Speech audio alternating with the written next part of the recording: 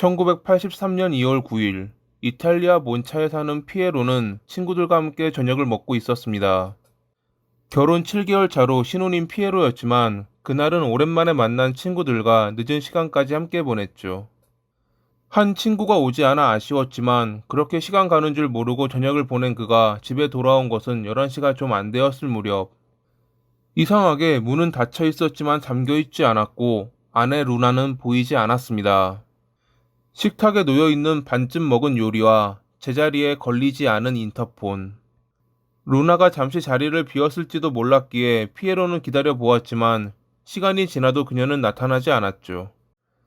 다음날 피에로는 곧바로 경찰서로 가 신고했지만 경찰은 그녀가 자발적으로 떠났을 가능성이 있다며 그의 신고를 무시했습니다. 피에로가 아내가 그럴 사람도 아니고 만약 떠난 것이라면 자신에게 편지를 남겼을 거라며 항의하자 마지못해 경찰은 집에 혹시 없어진 물건이 있는지 물었고 피에로는 당시 상황을 설명하며 아내의 핸드백이 사라졌다고 답했습니다. 핸드백이 사라졌다는 말에 자기 생각이 맞을 것이라 확신한 것인지 경찰은 피에로에게 알겠다고 건성으로 답하며 그를 돌려보냈습니다. 그렇게 루나가 실종되고 이틀 뒤인 2월 11일, 그녀는 인근 운하에서 발견됐습니다. 사망한 채 말이죠.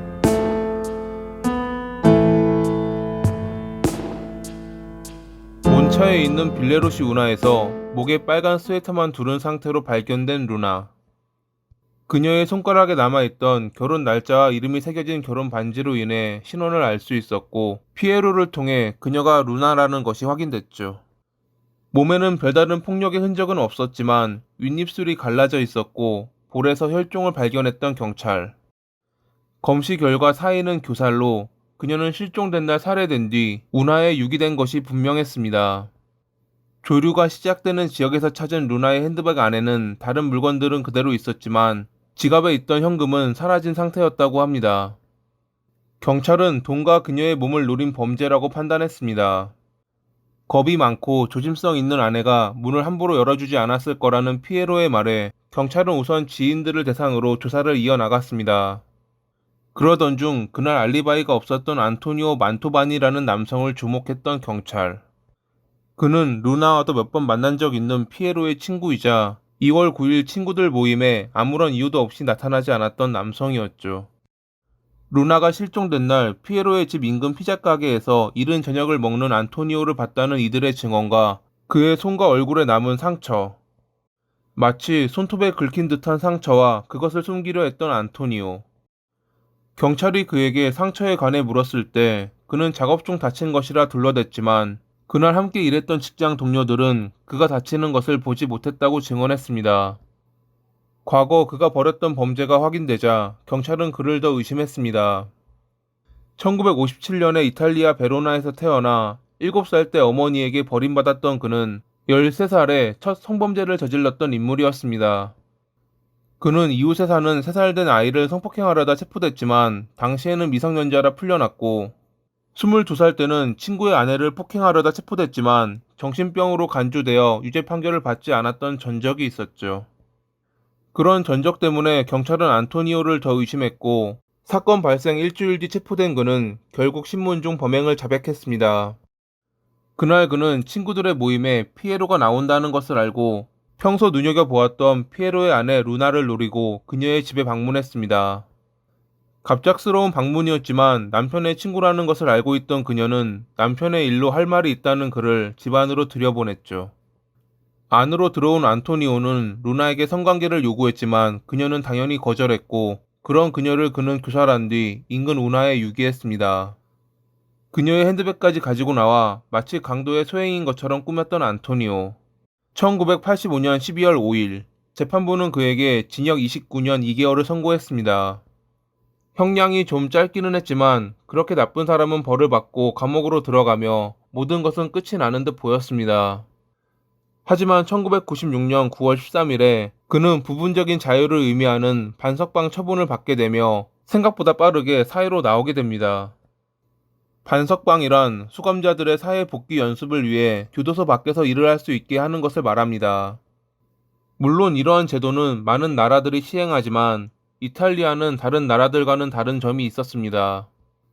반석방으로 지정된 지역에서 일하게 되는 수감자를 따로 감시하는 인원은 없었고 12시간 이내에 연락만 하면 되며 자기 전까지 교도소로 돌아오면 된다는 것이었죠. 안토니오는 지정된 장소에서 일하고 쉬고 싶을 때는 밀라노에 얻어둔 임대 아파트에서 시간을 보내다 밤이 되면 교도소로 돌아왔습니다. 즉 그는 잠만 교도소에서 잘 뿐 거의 자유의 몸이나 마찬가지였던 것입니다. 이 시기부터 밀라노에서 여성들만을 대상으로 한 범행이 일어난 것은 우연의 일치였을까요? 1996년 11월 6일 자신의 차에서 교살된 채 발견된 도라라는 여성은 사망하기 얼마 전부터 안토니오와 함께 있는 모습이 자주 목격된 인물이었습니다.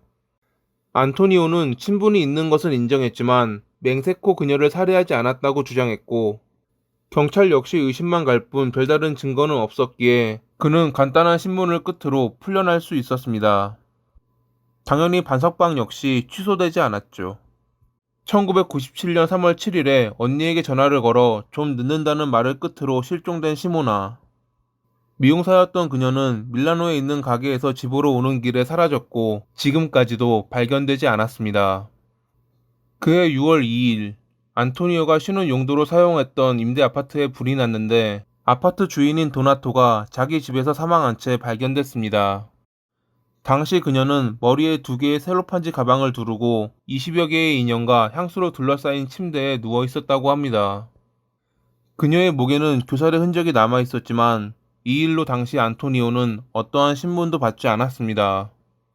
밀라노의 시민들은 여성들을 노리는 밀라노의 괴물이 돌아다닌다며 두려워했지만 경찰은 범인의 어떠한 실마리도 잡지 못하고 있었죠.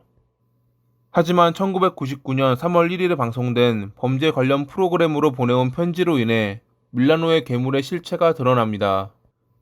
그날 방송은 2년 전 밀라노에서 실종된 시모나에 관해서 다뤘는데 지하철에서 시모나가 공격받았고 차에 실려갔다는 내용의 익명의 편지가 방송국으로 보내져 온 것입니다. 프로그램 진행자는 방송을 통해 당신의 이야기가 사실이라면 범인을 찾을 수 있도록 도와달라고 호소했고 결국 제보자는 자신이 교도소에서 안토니오와 같은 방을 쓰는 카를로라고 밝히며 그의 모든 범행을 증언했습니다. 시모나가 실종된 날 안토니오가 매우 흥분한 상태로 교도소로 돌아왔는데 무슨 일이냐는 카를로의 질문에 그는 도움을 요청했다고 합니다. 그가 한 여성을 살해해서 유기하려는데 좋은 장소를 알려달라고 하길래 거짓말하지 말라고 했다는 카를로.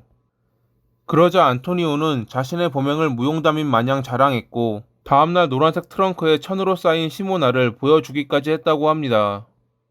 경찰은 당시 안토니오가 노란색 트렁크를 구매했던 것을 확인했습니다. 신문 중 시모나가 사라진 날 그의 동선과 알리바이가 일치하지 않는 점 또한 확인됐죠. 시모나 말고도 다른 2여성의 죽음이 그와 밀접한 관계가 있을 수 있다는 정황 증거와 증언이 나오자 검찰은 그를 3건의 살인죄로 기소했습니다. 그가 갇힌 뒤 밀라노의 괴물은 더 이상 나타나지 않았다고 합니다. 재판에서 여러 정황 증거를 비롯해 많은 증인을 대동했던 검사. 그녀들을 매력적으로 보긴 했지만 절대 살인은 저지르지 않았다는 안토니오. 과거 전적과 여러 정황 증거, 증언 때문에 재판은 그에게 불리하게 돌아갔습니다. 2001년 11월 12일 결국 재판부는 안토니오에게 종신형을 선고했는데 2003년 3월에 그는 감옥에서 스스로 목숨을 끊었다고 합니다. 평소에도 자신과 성관계를 거부한 여성에게 살의를 느꼈다는 안토니오. 이러한 나쁜 사람들이 모두 사라지는 날이 언젠간 오길 바라며 이만 마칩니다. 오늘도 시청해 주셔서 감사합니다.